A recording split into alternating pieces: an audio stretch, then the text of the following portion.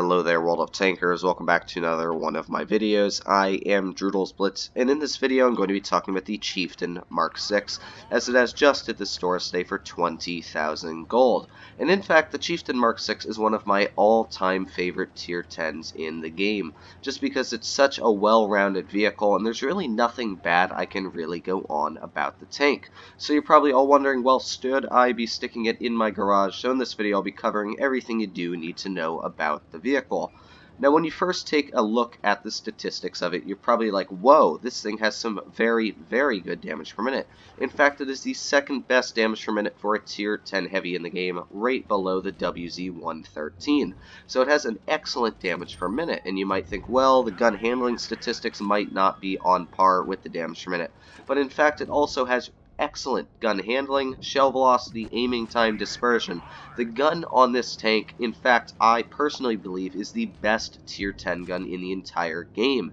It's extremely accurate. It is, just like a missile, does not miss at all, and you're really going to see that in these videos, that the shell velocity of, I think it's around 1300, is just ridiculously fast. You can see aim at that 268, and immediately after I fire, hits him, and in fact, that was a pretty hard shot to hit. So it is just, in my opinion, the best overall gun in the game, because it has that 400 damage, and don't forget, this is a British tank, so it gets HESH, and I would highly suggest you do run this tank with calibrated. It's going to lower your average damage per minute about 100 or so to 2,945, but you're gaining that extra HESH penetration, and it gives you 121 millimeters of HESH pen, which pretty much means that you can penetrate the side of any American heavy, all the French heavies, pretty much any medium tank that you go up against. The only tanks you're still going to struggle with are the sides of Russian heavies, but other than that, you can pretty much penetrate anything in the side.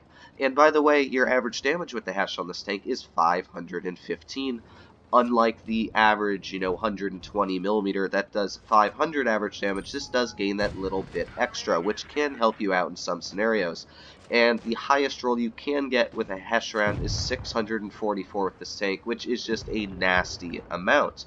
So right off the bat, you can see that this tank is pretty good so far. So then you're thinking, well, maybe it doesn't have a lot of gun depression. Well, you've been seeing me in this position the whole game using the 10 degrees of gun depression this vehicle does get. And yes, you heard that right, 10 degrees. And also, it has a very, very well armored turret. You can see that I bounced quite a large amount of shells so far in the turret, or at least not quite a large amount. But the turret will pretty much eat any shell fired at it right through the front. Now, if you do angle the turret to the side, or you're aiming at a different enemy, and somebody else has a clear shot into the side of your turret, it's very, very weak on the sides, only about 40 millimeters thick. So you definitely don't want to have people aiming at the sides of your turret. But if they are aiming at the front, they are never, ever going to get through it. However, there is a cupola on the top of this vehicle. But as I said in my AMX30B video, as long as you don't sit still in this tank when you're aiming at your enemies, and because I said this gun is so accurate, you can very easily snap shells into your enemies, like you saw in this game. So really, being pinned in that cupola is not the toughest threat, unless you're a player that's literally going to sit out in the open for 10 seconds while somebody's aiming in on it. All you need to do is move backwards, forwards, peek out, snap your shells, and you're going to be doing pretty well off. So overall, so far, you can pretty much see that there is nothing bad going for this tank, and in fact, there's not a lot of bad at all I can say about this vehicle.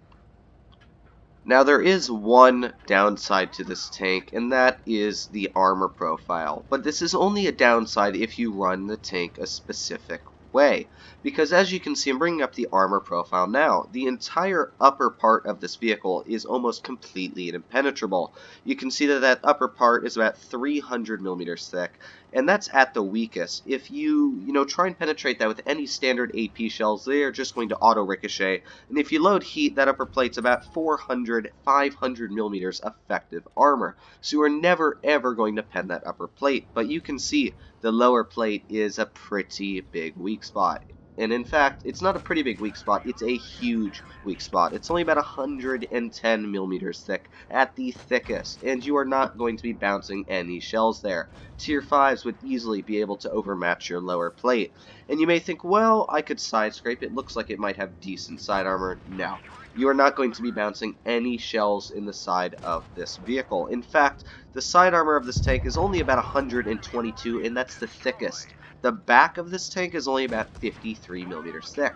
So if you actually go up against a Chieftain Mk6, you can actually shoot the back part of the tank right above the tracks for, like any 120 millimeters. So your IS-7, your IS-4s, any of those tanks, easy HE right in the side of it. And in fact, I wanted to show just how bad this thing is at side scraping.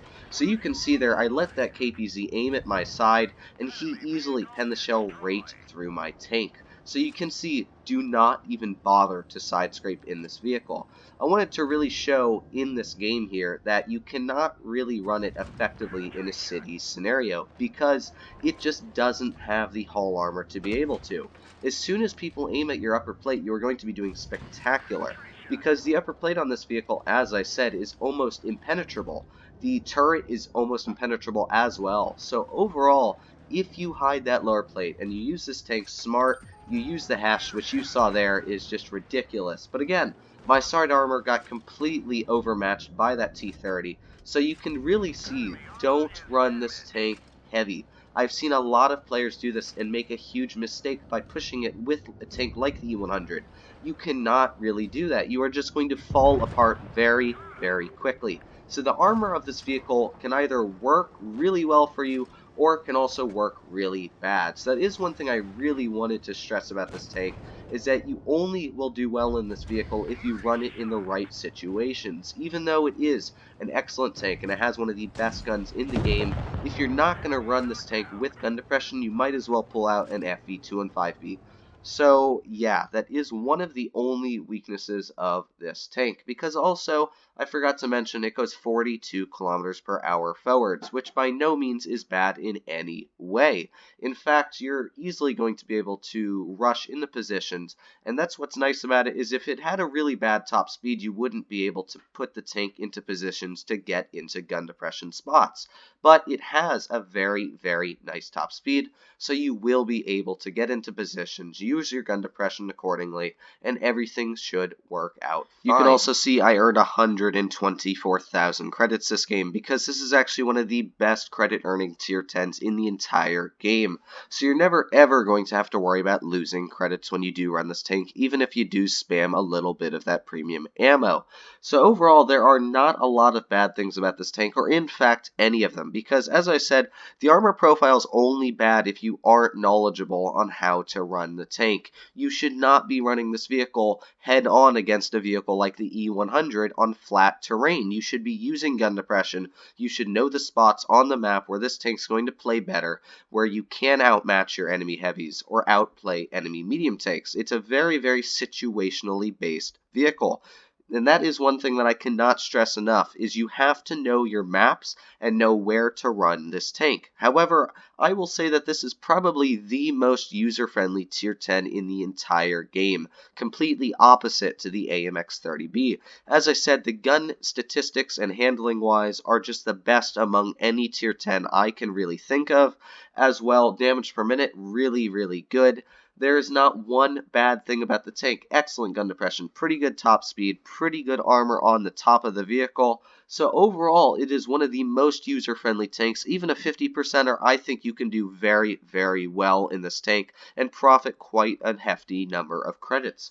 So overall, I would suggest that this tank, if you were thinking of picking up a vehicle like the AMX-30B and you don't own the Chieftain yourself, I would definitely suggest to pull out the Chieftain instead, because it, to be honest, will give you more credits, you're going to win more battles, and you're probably going to enjoy this tank a lot more. And aesthetically, I think this is one of the best looking tanks in the entire game. Wargaming not only did a great job designing the model of this vehicle, I think the camouflage completely suits it with the Union Jack on the top, the blue, white, and black splotches all over the bottom of it. It just looks completely epic, and I give Wargaming 100% credit to the design factor on this vehicle.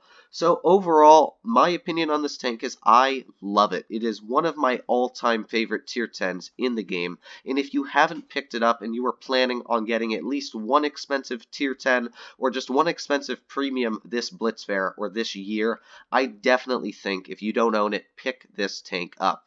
You are not going to be disappointed. There is nothing bad, as I said, really about this vehicle, and I love it. It is just such an epic tank. So that is my opinion on it. I hope you guys did enjoy it. As always, if you liked this video, make sure to smash that like button. If you didn't, hit me with a downvote. Let me know why you don't like this tank or anything else in the comments down below. I'm annoying, blah, blah, blah. And other than that, guys, make sure to smash that subscribe button. Let's get to 5,000 by the end of this month. And other than that, guys, I'll see you in the next one. Have a good one.